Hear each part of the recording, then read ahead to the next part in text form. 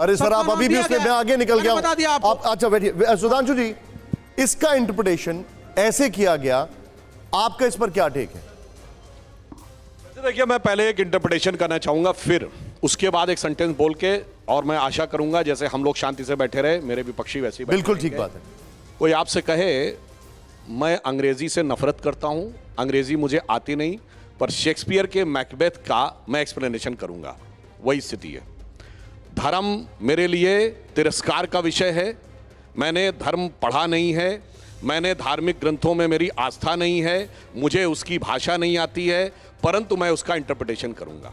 तो पहले डिस्क्लेमर ये हो जाता है कि वो व्यक्ति उस विषय पर बोलने की योग्यता या क्षमता भी रखता है या नहीं।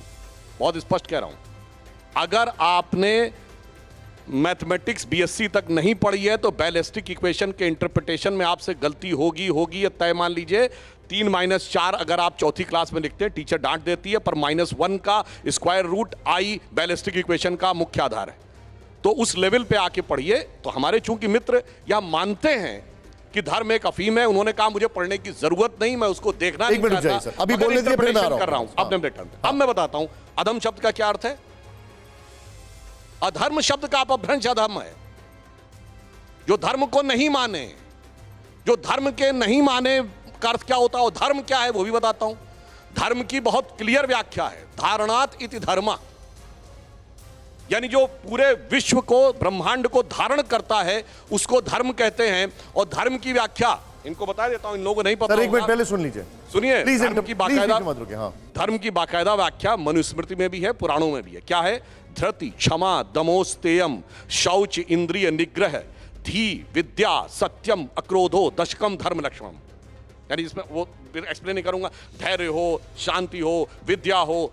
अगर वो नहीं है और फिर अगर वो विद्या पाएगा, यानी नॉलेज पाने की कोशिश करेगा इन सारे गुणों से हीन होकर, जिसमें ना डिवोशन है, ना लार्जर पर्सपेक्टिव है, सेल्फ इंटरेस्ट है, अधर्म, तो उस कारण से ये होगा जैसे इंटेलिजेंट तो खालिद शेख और मोहम्मद अट्टा भी थे, चार्टर्ड अकाउंटेंट तो याकूब मेनन भी था, बुरहान वानी सॉफ्टवेयर का जानकार था, तो उनके पास विद्या नहीं है क्या?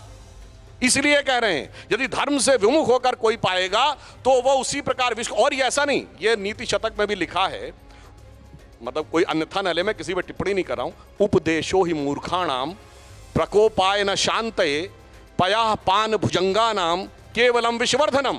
यानी जो लोग मूर्ख हैं, जिन्हें धर्म की दृष्टि नहीं है, उनको उपदेश देने से उनका क्रोध नहीं शांत होता। वो उसी प्रकार है जैसे सांप को दूध पिलाने से सिर्फ उसका विष बढ़ता है। ठीक है, अधर्म शब्द की उत्पत्ति, अधर्म